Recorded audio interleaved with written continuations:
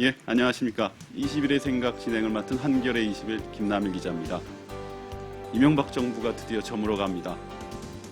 아주 길었죠. 길어도 너무 길었습니다. 그래도 5년이라는 시간 결국 지나가네요. 근데 그 사이에 집에서, 학교에서, 마을에서, 동네에서, 공장에서, 회사에서 쫓겨나고 다치고 죽은 사람들 너무 많았습니다. 이번 주 한겨레 20일에서는 이명박 정부 5년의 사법부를 한번 다뤄봤습니다. 표지에 잘 가라 MB라는 제목이 큼지막하게 박혔는데요. 한겨레 20일에서는 이명박 정부 첫 해인 2008년부터 우리 사회에 의미 있는 진전을 던져준 판결들을 선정한 올해 판결 선정 작업을 해왔습니다. 올해가 5년째인데요. 올해에도 모두 11건의 판결들이 선정됐습니다. 한겨레 20일 사이트인 김성환 기자와 함께 올해 판결과 함께 이명박 정부 5년의 사법부가 어땠는지 심층 분석해봤습니다. 김성환 기자 나와 있습니다. 예, 안녕하세요. 예, 한겨레 21 사회팀 김성환입니다. 예전에 예, 저희 녹화를 한번 했었는데 그건 불방됐었죠. 예, 그거는 저희 5층인가 거기 스튜디오에서 했었죠. 예, 무슨 내용인지 기억도 안 나지만 불방됐을 만 예. 했겠죠. 2008년 1월에 그러니까 5년 전쯤이죠. 그때 김성환 기자랑 같이 취재했던 내용이었었는데 그때 뭔가 이 이명박 정부 5년이 앞으로 어떻게 될지를 상징적으로 보여주는 사건이 하나 있었어요. 그때 이제 유명한 BBK 주가 조작 연루 사건. 그때 이명박 대통령 당선자가 2008년 1월에 수사를 받느냐 마느냐는 기로에 섰었습니다. 예, 그렇죠. 그때 이명박 특검법이라고 해서 이제 특검법안이 올라가 있었는데, 근데 이게 지금 그 당시에 헌법재판소에 이명박 특검법이 위헌이라는 이 청구가 들어가서 심리가 진행이 되고 있었어요. 그러니까 헌재에서 그걸 위헌이라고 결정을 하면은 이명박 대통령 당선자는 수사를 받지 않고 만약 합헌이라고 하면은 예. 이제 특검 법안이 통과가 돼서 특별검사가 임명이 된 뒤 이명박 대통령 당선자를 조사하게 되는 그런 상황이었었는데, 근데 그때 상황을 좀 기억을 되돌려 보면 재밌었던 게 검찰의 태도가 굉장히 재밌었거든요. 애초에는 대통령 그 당시 노무현 대통령이죠. 노무현 대통령의 그 특검 법안 받아들이겠다. 검찰이 그래놓고서 막상 그게 헌재에서 이게 위헌인지 아닌지 한번 의견을 검찰, 대법원, 헌재의 의견을 구했는데 검찰은 갑자기 모두 다 위헌이라고 다 돌아섰었어요. 헌재에다가 이거 위헌이라고 의견을 내버린 거지. 한번 이거 수사하면 안 된다라는 뜻을 밝힌 거였는데 그때 검찰이 당선자한테 권력의 줄을 섰다라는 비판이 굉장히 많았었고요. 그 뒤 5년이 어떻게 됐는지는 아마 요즘 검찰 돌아가는 거 보면 알죠, 그렇죠?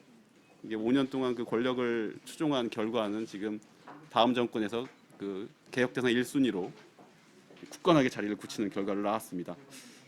근데 이게 검찰이나 경찰, 국가정보원이 워낙 삽질을 많이 해서 그렇지 사법부도 사실 이렇게 순탄한 5년은 아니었죠. 그러니까 험난한 5년을 보냈다고 예. 하는데 어때?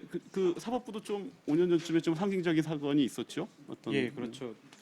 그게 2008년 9월 26일에 예.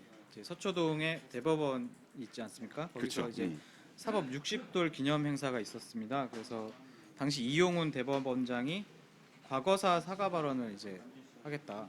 이용훈 대법원장이 원래 그렇죠. 2005년에 참여정부 때 취임됐을 때도 첫 번째가 과거사 청산, 사법부 과거사 청산이 이게 첫 번째였었고, 그러니까 이제 이게 이명박 대통령 이후에도 어쨌든 그 작업은 계속 하겠다 이런 의지를 밝힌 이어졌던 거죠. 거죠. 그래서 행사에 참석해서 이제 이명박 대통령이 참석을 했었는데 예. 그때 이제 난데없이 사법 포퓰리즘을 경계해야 된다 이렇게 아. 축사를 했습니다. 그래서 그 의미가 뭐냐 이제 직접적으로 얘기를 한 건 아니에요. 어떤 거에 대한 사법적 포퓰리즘이다라고 얘기를 한 건 아니고 그래서 이제 그때 해석이 분분했었죠. 그래서 참여 정부가 해왔던 그 과거사 청산법들 있지 않았습니까? 예. 일몰법으로 됐던 그런 것들에 대해서 이런 게 이제 포퓰리즘이다. 그러니까 이게 사법 60돌 이러면은 남의 집 회갑 잔치인데 그렇죠. 거기 와서 니네 인기 끌지 말고 똑바로 해라. 이제 이거는 이게 참 축사 같지가 않네요. 자기 중심적으로 얘기한 게 아닐까요? 이게 그때 보면은 이명박 대통령이 이런 말도 했었네요. 보니까 국민의 신뢰는 인기와 여론이 아니라 오직 정의와 양심의 소리에서 나오는 것이라는 말을 했는데 이게 사법부에다가 하는 말이었죠. 축사에서. 근데 이게 참 지금 들으니까 좀 되게 색다르네요 이게. 웃기네요. 그리고 또 이때가 마침 시점이 2008년 5월부터 이제 촛불 집회 그렇죠. 이제 그 시내- 미국산 쇠고기 수입반대 촛불 예, 집회 그래서 한참. 여름 쭉 예. 이어졌다가 이제 사그라든 시점이었는데 음. 이제 그거에 대해서 얘기를 했던 거 아닌가. 아까 촛불 집회 말씀하셔서 그런데 그 자리에 아마 신영철 대법관, 지금 대법관, 그때는 아마 서울중앙지법원장 그렇죠. 그 양반도 참석을 했겠네요. 예, 그렇죠. 그때 당시 이명박 대통령이 이제 그런 발언을 했을 때가 9월인데 그때 이제 신영청 대법관이 중앙지법원장을 하면서 이제 촛불 집회 관련한 뭐 사람들이 되게 많았어요. 그렇죠. 뭐 예, 예. 그 양반이 그래서 결국에는 뭐 대법관이 되려고 했다는 게 지금으로서 정설인데 그러려고 그 촛불 재판에 계속 개입하고 뭐 그렇죠. 어떤 특정 부에 배당을 하려고 하고 계속 예. 이게 보면 지금 2009년 초가 이제 신영철 대법관 사태가 터졌었고 이게 벌써 지금 3년 4년 전입니다. 참 그때 막 법관회의도 열리고 네, 뭐 그러니까요. 떠들썩했었죠. 예. 이게 그 양반이 근데 아직도 대법관이네요. 그렇죠. 대단하네요. 올해 판결 얘기로 좀 해보죠. 예. 이게 한겨레 21이 지금 5년째 올해 판결을 하다 보니까 이게 시작이 이명박 정부 첫 해에 뽑기 시작해서 지금 이명박 정부 마지막 해에 5회째를 맞게 되네요. 그 한번 그 과거에 그 5년 동안 뽑혔던 올해 판결들을 살펴봤더니 방금 이렇게 얘기 나눴던 좀 어이없는 사건들, 뭐 이게 상식적으로 이해 안 되는 사건들 이걸 바로 잡는 판결들이 주로 올해 판결들로 많이 선정이 됐었어요. 예. 올해도 조금 그런 것들이 있을 것 같은데요. 그래서 최고의 판결로는 음. 그 지난 8월에 헌재에서 위헌 결정이 나왔던 그 인터넷 실명제 사건 그 판결에 대해서 예, 그걸 많은 그렇습니다. 분들이 뽑아주셨죠. 이게 아마 지금 이거 방송 인터넷으로 보시는 분들도 잘 아실 것 같은데 그 포털이나 이런데 댓글을 달려고 하면은 이게 무조건 로그인을 해야 되는 거죠. 그렇죠. 그러니까 아마 로그인 한다는 것은 자신의 개인 정보를 포털사나 어디 전기통신 사업자에게 넘긴다는 내용이고 입법이 될 때도 어떤 수사기관의 편의를 위한 그 수사 편의 목적의 입법이었다는 비판이 굉장히 많았었거든요. 이게 실제 이명박 정부 들어서는 굉장히 그런 쪽으로 악용이 됐죠. 의사 표현의 자유에 상당히 걸림돌이 됐다. 예를 들어서 내가 어떤 기사에 어떤 글을 뭐 정부를 비판하는 예를 들어서 촛불 시위 전국 때 그런 일들이 많았었죠. 뭐 이제 정부의 정책 뭐에 그러니까 대해서 인터넷 괴담이라 그래서 검찰이 막 그렇죠. 수사에 뭐 나서고 뭐 이런 경우 미국에서 들어오는 네. 쇠고기는 다 뭐 그런 거냐 뭐 이제 그런 것들 등 해서 그런 것들을 다 이제 사이버 수사대 같은 데서 쉽게 찾아볼 수가 있는 거죠. 예를 들어서 김남일이라는 사람이 올렸다면 뭐 그 수사 동의를 해가지고 자료를 빼오면은 이제 뭐 몇 년생이고 어디 살고 전화번호 심지어 핸드폰 번호 어떻게 되고 그런 걸 다 그게 다 올라가니까 다 연동이 돼 넘어가게 그렇죠. 돼 있어.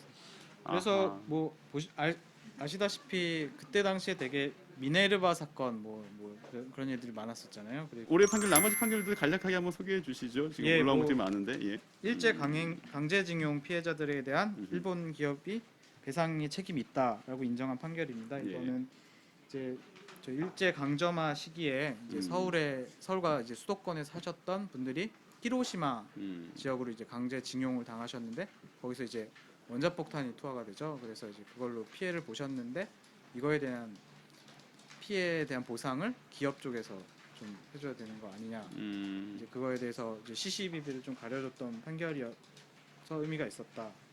그리고 베트남 이주 노동자 파업에 적용된 업무방해죄에 대한 무죄 판결이 있습니다. 이거는 이제 우리나라에 취업한 베트남 노동자들이 이제 파업을 했는데 업무방해 원래 업무방해죄가 이게 예. 그 노동계 국가보안법이라 그래서 굉장히 이제 노동운동이라는 거 이게 억압할 때 많이 이용되는 죄목이죠 이게.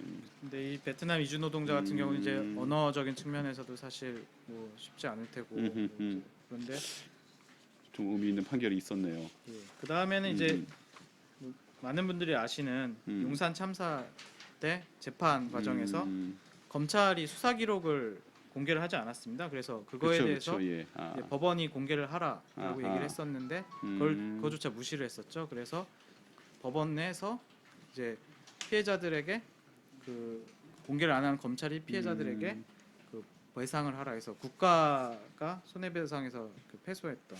그러니까 이게 보니까 이제 그거 말고도 이제 조금 그 비정규 노동, 예. 현대차 사내하청 노동자 불법 파견 문제나 재능교육 학습지 교사를 노동자로 인정한 판결 이런 것도 눈에 보이고요. 좀 재밌는 건 이제 김승현 하나 회장에 대한 실형 선고죠. 참, 요분은 법정 구속이 근데 되게 해버렸는데. 재밌는 얘기를 하셨어요. 이제 뭐 왜 그 법정 구속에 대해서 이제 기자가 물어봤나 보죠. 그랬더니 아, 김승혜 회장에게. 예, 그랬더니 제 팔자가 센 게 아니냐 뭐 이제 그런 얘기를 했다고 하네요. 아, 그분이 지금 한 세 번째 지금 들어가신 거라 팔자가 좀 세긴 하십니다. 이 좀 정리도 해야 될 시점인데 뭐 이렇게 좋은 판결만 얘기하니까 사법부가 마치 그렇죠. 올해나 아니면 MB 정부 5년 동안 뭐든지 잘한 것처럼 보이기도 하는데 그건 아니었죠. 올해 지금 나쁜 판결들 엄청난 나쁜 판결도 지금 몇 건 눈에 보이네요.